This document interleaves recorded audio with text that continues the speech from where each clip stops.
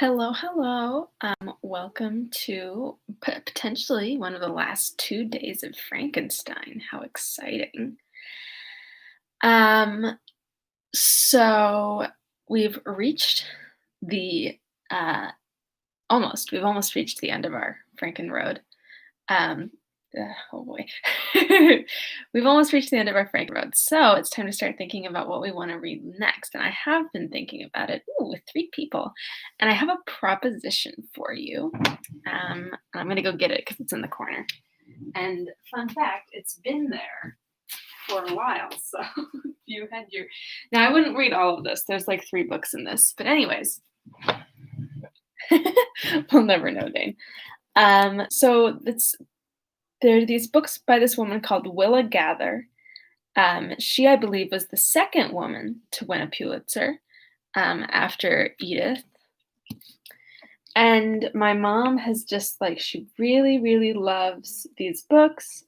She thinks that the writing is really superb. So, Patricia, excellent. Which one? So there's O Pioneer, The Song of the Lark, and Alexander's Bridge. Have you read all of those?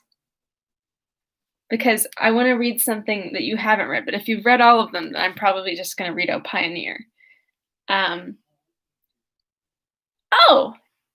Okay, cool. So this would be your first. Interesting. All right. Well, I'm glad to hear that. This is the first time that I've heard of her, even though her books have been downstairs for my whole life. Go wild. All right, I'll do some research. But anyways, I think our next author is Willa Gather.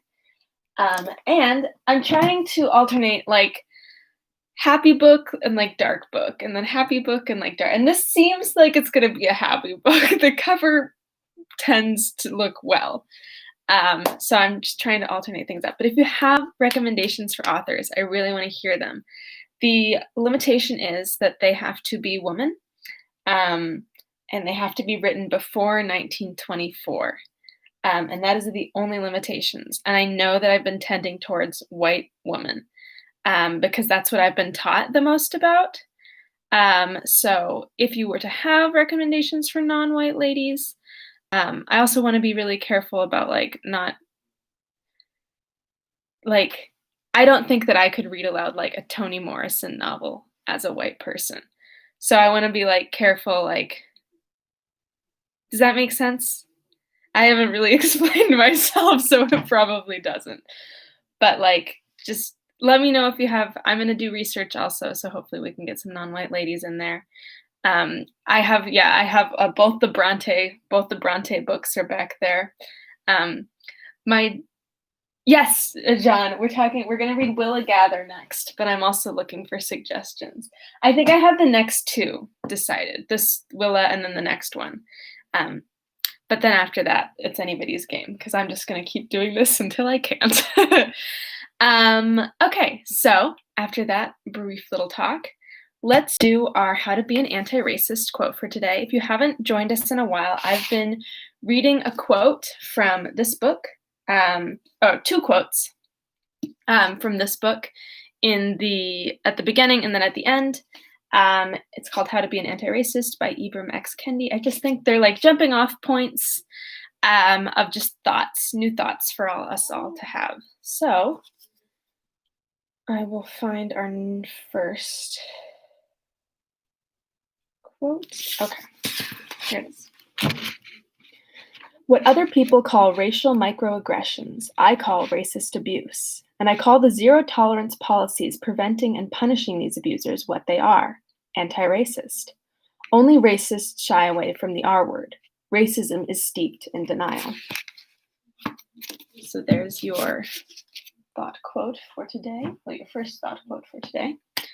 And then let's get into Frankenstein and see what Victor gets up to these last 2 chapters. All right, let's do it. Is today set? Yes. I don't know what day it is anymore. Okie dokie. Frankenstein, Volume 3, Chapter 6. It was 8 o'clock when we landed. We walked for a short time on the shore, enjoying the transitory light. Oh, shit, sorry. Yesterday. What happened yesterday? Thank you, Shiv. What's going on? So yesterday, Um, recap. First of all, Frankenstein. Um, yesterday, wow, we just everybody came today. I love this. Hey guys. uh, yesterday, Frankenstein. I think he was. Oh God, how did it start? How did it start?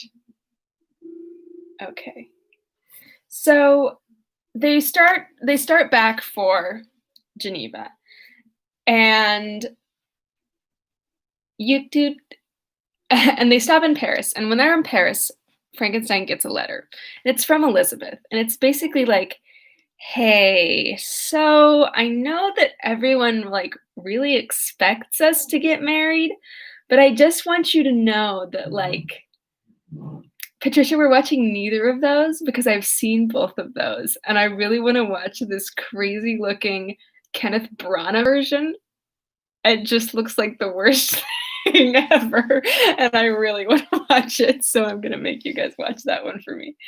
Um, there's so many options. Okay, I keep getting sidetracked. So he gets a letter from Elizabeth, and it's like, "Hey, so I know that everyone expects us to get married, but I just want you to know that you don't really look like you're that into me ever. So if there was someone else that you're into, like, I don't want to stand in the way of you doing that. So go for it. I don't care that much. Just like break up with me, please." And Frankenstein was like, "I don't think I'll do that." And Elizabeth's like, "Okay, I will help you." So he's like, "Okay, Elizabeth, like I still want to get married to you, just so you know. But I have a really horrible secret that I'm not going to tell you till the night after our wedding." And Elizabeth's like, "Okay." So so they get married, and they get on a little boat, and Frankenstein's like, "This was the last night of my eternal happiness." And we're like, "Frankenstein, you've said that like 4 times before." So anyways, he's escaped a murder charge, Frankenstein, and now they're on a boat. And I think they're about to get off the boat. Spoiler alert. Okay. Frankenstein, Volume 3, Chapter 6. It was 8 o'clock when we landed. We walked for a short time on the shore, enjoying the transitory light, then retired to the inn and contemplated the lovely scene of waters, woods, and mountains, obscured in darkness, yet still displaying their black outlines. The wind, which had fallen in the south, now rose with great violence in the west. The moon had reached her summit in the heavens and was beginning to descend. The clouds swept across it swifter than the flight of the vulture, and dimmed her rays, while the lake reflected the scene of the busy heavens, rendered still busier by the restless waves that were beginning to rise. Suddenly, a heavy storm of rain descended. I'd been calm during the day, but so soon as night obscured the shape of objects, 1,000 fears arose in my mind. I was every sound terrified me, which I resolved life dearly. Oop, hold on. My internet connection is unstable. Okay, I'm back.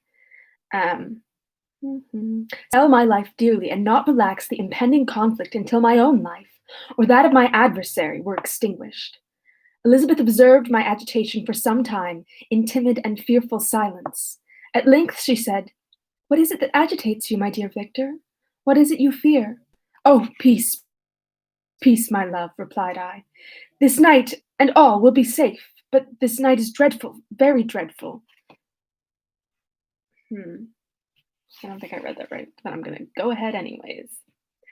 I passed an hour in this state of mind when suddenly I reflected how dreadful the combat which I momentarily expected would be to my wife. For the first time, he's like, "Elizabeth, maybe I should have done something to protect her from that." And I earnestly entreated her to retire, resolving not to join her until I had obtained some knowledge as to the situation of my enemy. She left me, and I continued some time walking up and down the passages of the house, and inspecting every corner that might afford a retreat to my adversary. But have you been in the room that you just sent Elizabeth into? But I discovered no trace of him, and was beginning to conjecture that some fortunate chance had intervened to prevent the exact execution of his menaces, when suddenly I heard a shrill and dreadful scream. As I heard it, the whole truth rushed into my mind for the first time because I am a dumbass. My arms dropped. The motion of every muscle and fiber was suspended. I could feel the blood trickling in my veins and tingling in the extremities of my limbs. The state lasted for but an instant. The scream was repeated, and I rushed into the room. Great God! Why did I not then expire? Why am I here to relate the destruction of the best hope and the purest creature of earth? She was there, lifeless and inanimate, thrown across the bed, her head hanging down, and her pale and distorted features half covered by her hair. Everywhere I turn, I see the same figure, her bloodless arms and relaxed form flung by the murderer on its bridal bier. Could I behold this and live? Alas, life is obstinate and clings closest where it is most hated. For a moment only did I lose recollection. I fainted. It just feels like if he had thought about what the creature said for more than 30 seconds, if he had just thought for 1 minute about anyone other than himself, everything would be okay. For 1 minute, thought beyond Victor Frankenstein into the world at large. When I recovered, I found myself surrounded by the people of the inn. Their countenances expressed a breathless terror, but the horror of others appeared only as a mockery, a shadow of the feeling that oppressed me. I escaped from them to the room where lay the body of Elizabeth, my love, my wife, so lately living, so dear, so worthy. She had been moved from the posture in which I had first beheld her, and now, as she lay, her head upon her arm, and a handkerchief thrown across her face and neck, I might have supposed her asleep. I rushed towards her and embraced her with ardor, but the deathly languor and coldness of the limbs told me that what I now held in my arms had ceased to be the Elizabeth whom I had loved and cherished. The murderous mark of the fiend's grasp was on her neck, and the breath had ceased to issue from her lips. While I still hung over her in the agony of despair, I happened to look up. The windows of the room had before been darkened, and I felt a kind of panic on seeing the yellow light of the moon illuminate the chamber. The shutters had been thrown back, and with a sensation of horror not to be described, I saw at the open window a figure the most hideous and abhorred. A grin was on the face of the monster. He seemed to jeer as with his fiendish finger he pointed towards the corpse of my wife. I rushed towards the window and, drawing a pistol from my bosom, shot, but he eluded me, leaped from his station, and running with the swiftness of lightning, plunged into the lake. The report of the pistol brought a crowd into the room. I pointed to the spot where he had disappeared, and we followed the track with boats. Nets were cast, but in vain. After passing several hours, we returned hopeless, most of my companions believing it to have been a form conjured by my fancy. After having landed, they proceeded to search the country, parties going in different directions among the woods and vines. I did not accompany them. I was exhausted. A film covered my eyes, and my skin was parched with the heat of fever. In this state, I lay on a bed, hardly conscious of what had happened. My eyes wandered around the room as if to seek something that I had lost. At length, I remembered that my father would anxiously expect the return of Elizabeth and myself, and that I must return alone. This reflection brought tears into my eyes, and I wept for a long time, but my thoughts rambled to various subjects, reflecting on my misfortunes and their cause. Has anyone, put two and two together and been like, so everywhere that Frankenstein goes, someone that he knows dies? Has anyone? Just like lined that up. Like, could there possibly be something going on with him?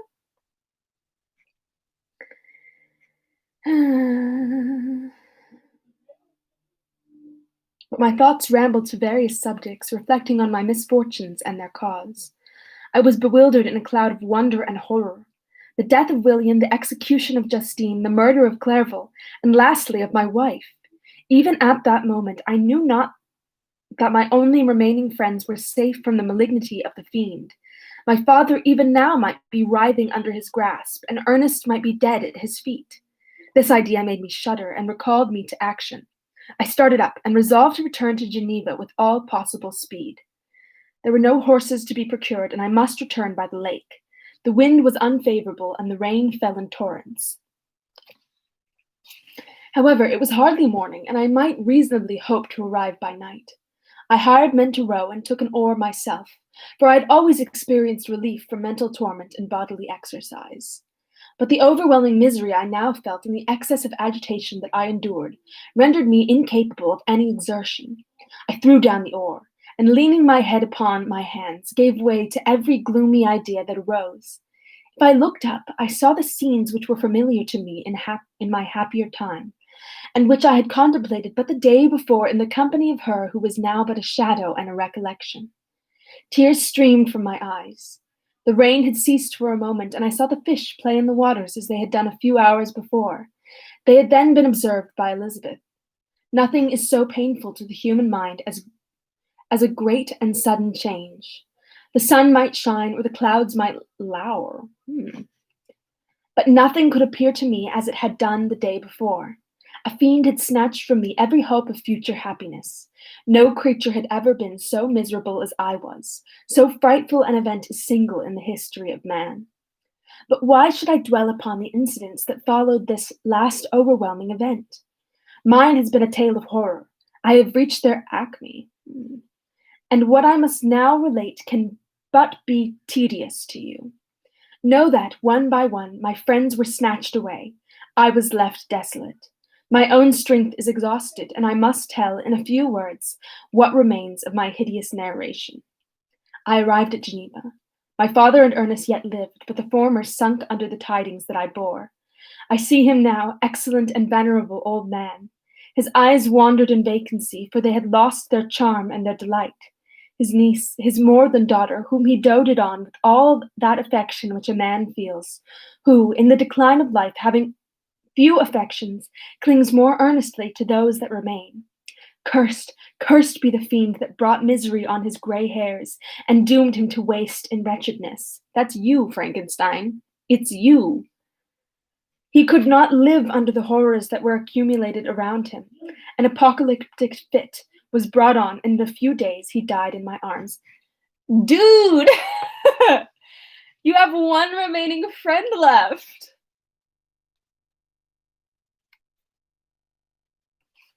What then became of me? Well, who cares? I know not. I lost sensation, and chains and darkness were the only objects that pressed upon me. Sometimes, indeed, I dreamt that I wandered in flowery meadows and pleasant vales with the friends of my youth, but awoke and found myself in a dungeon. Melancholy followed, but by degrees I gained a clear conception of my miseries and situation, and was then released from my prison. For they had called me mad, and during many months, as I understood, a solitary cell had been my habitation. But liberty had been a useless gift to me, and to me had I not, as I awakened to reason, at the same time awakened to revenge.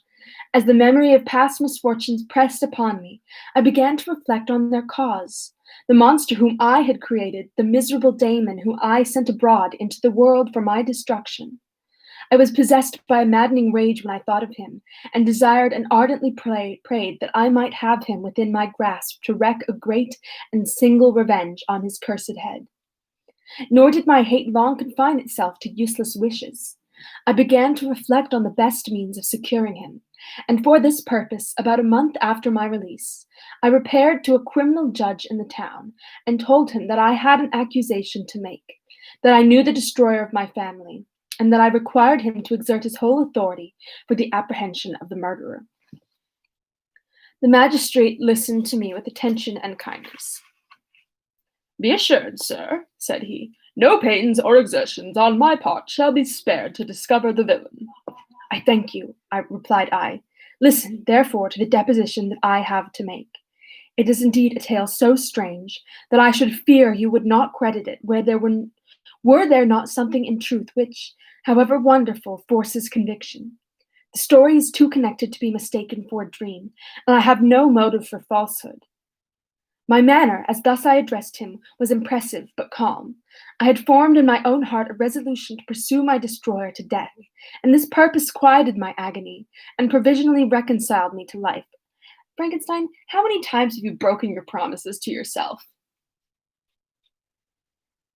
I now related my history briefly, but with firmness and precision, marking the dates with accuracy and never deviating into invective or exclamation.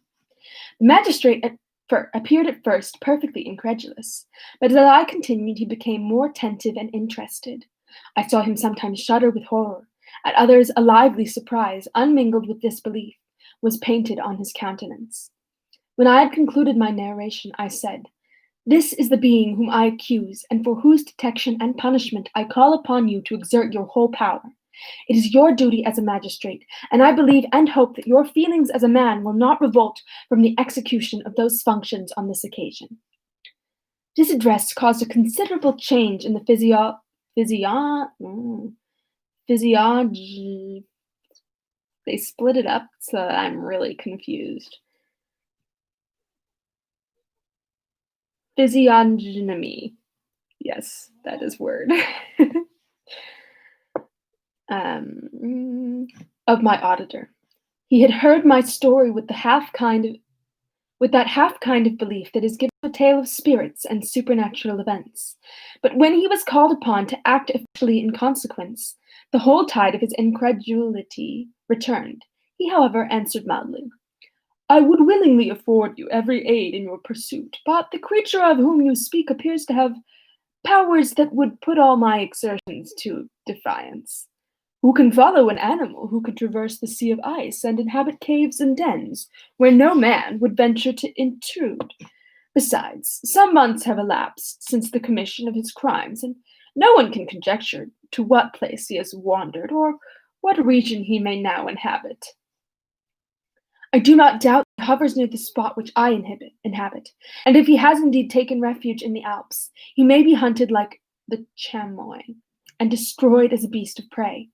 But I perceive your thoughts. You do not credit my narrative, and do not intend to pursue my enemy with the punishment which is his desert." As I spoke, rage sparkled in my eyes. The magistrate was intimidated. You are mistaken," said he. "I will exert myself, and if it is in my power to seize the monster, be assured that he shall suffer punishment proportionate to his crimes.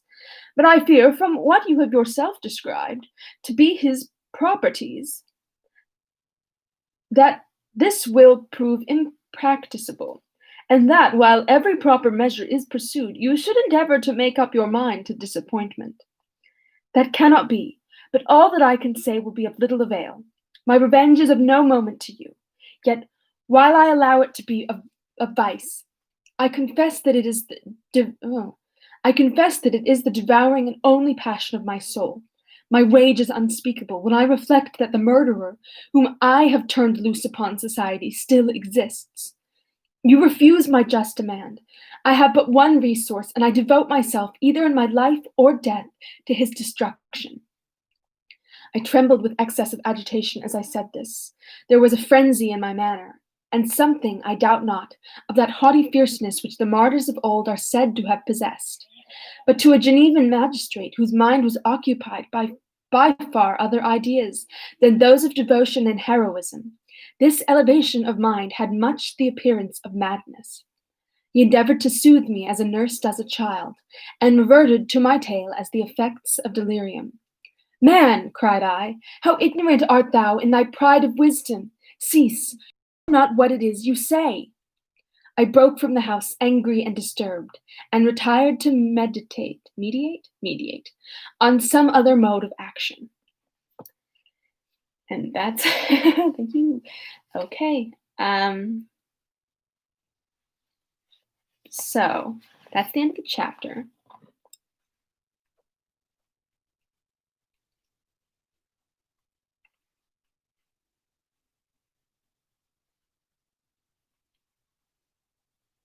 Okay.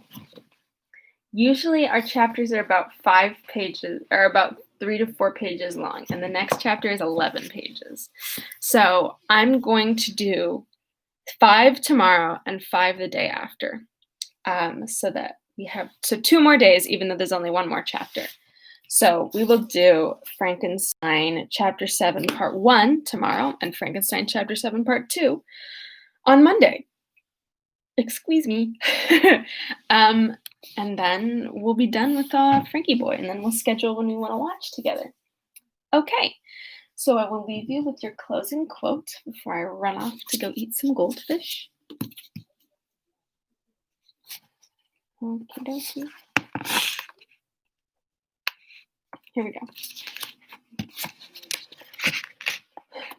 Race is a mirage, but only one that humanity has organized itself around in very real ways. Imagining away the existence of races in a racist world is as conserving and harmful as imagining away classes in a capitalistic world. It allows the ruling races and classes to keep on ruling. So that's our end quote for today. Yes, I will be consuming goldfish straight from the bowl. That's just a little snack cracker, the little yellow snack crackers that are about yay big. Indeed. Okay, so today is Saturday, tomorrow is Sunday. I will see you all on tomorrow. That's grammar. And that's on grammar. Yeah, and I will start finishing up Frankenstein. Woohoo. All rightios. See y'all soon. Thanks for tuning in. Goodbye.